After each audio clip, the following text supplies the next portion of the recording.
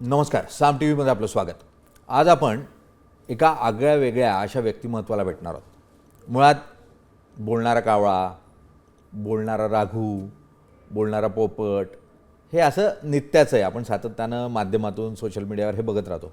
पण असा माणूस जो हत्तींशी बोलतो, एलिफंट्स किंवा हत्ती यांच्याशी तो थेटपणे संवाद साधू शकतो आणि फक्त आता हत्ती नाही तर तो वाघाशीही संवाद साधू शकतो. अशा हत्तींशी बोलणाऱ्या माणसाला आपण आज भेटणार आहोत.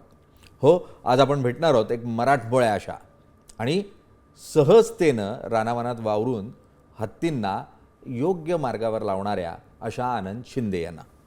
आनंद, खूप खूप स्वागत. धन्यवाद. आनंद, मुळात म्हणजे मी आनंदला ओळखतो तो फोटोग्राफर म्हणून आणि मग अचानक एक दिवस आनंद म्हणतो की मी एलिफंट विस्परर आहे, मी हत्तींशी बोलू शकतो आणि मी बोलतो. तो धक्का होता खरं मला. आणि कळेना की आनंद मुळात फोटोग्राफी सोडून मग या हत्तींशी बोलायला कसा लागला. तर हा प्रश्न अजूनही कायम आहे. सांग ना, कसा बोलायला लागलास, म्हणजे काय झालं काय की तू अचानक हत्तींशी बोलायला लागलास. या फोटोग्राफीमुळेच मी खरं तर बोलायला लागलो. बरं. कारण हत्तींवरती फोटो प्रोजेक्ट कर असं माझे गुरु बनदीप सिंग यांनी मला सांगितलं. कारण मी केरळला होतो त्यावेळी. तर मग ते फोटो प्रोजेक्ट करत असताना सुरुवातीला 6 महिने मी त्यांना फोटो पाठवत होतो आणि त्यांनी सगळे फोटो रिजेक्ट केले. बरं. पण त्या 6 महिन्यात झालं असं की मला हत्तीची बॉडी लँग्वेज समजली, बिहेवियर पॅटर्न पुढच्या 4 महिन्यात समजलं. आणि त्याच्यानंतर मग एका पिल्लानी जो आवाज केला होता त्या आवाजामुळे कम्युनिकेशन समजलं. बरं. आणि मग त्याचा उपयोग आईपासून वेगळी झालेली जी पिल्लं होती त्यांना वाचवण्याकरता केरळमध्ये फार झाला.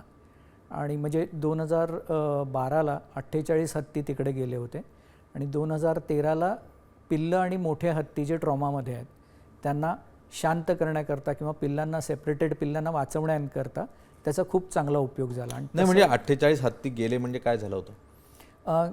त्याच्यामध्ये पिल्लं होती. कारण काय होतं की एकदा कळपापासून पिल्लं वेगळी झाली की त्यांचे जे सर्व्हायवल चान्सेस आपण म्हणतो, वाचण्याच्या शक्यता 50% येतात. बरं.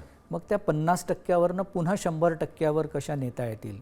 त्यांना तुम्ही सेफ आहात, तुमचे लाड होत आहेत किंवा तुम्ही चांगल्या लोकांबरोबर आहात ही एक भावना देऊन त्यांचं जे गिवअप करणारं बिहेवियर असतं ते संपवायचं आणि पुन्हा त्यांना माणसात आणायचं, म्हणजे पुन्हा त्यांना हत्तीत आणायचं.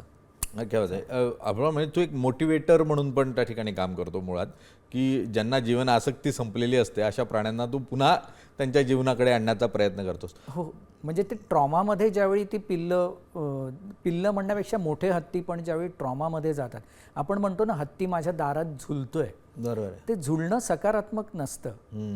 जेव्हा त्यांना त्या अपेक्षित असलेल्या गोष्टी मिळत नाहीत तेव्हा ते डावीकडे उजवीकडे किंवा पुढे मागे हालतात आणि त्याला आपण हत्ती माझ्या दारात झुलतोय असं म्हणतो.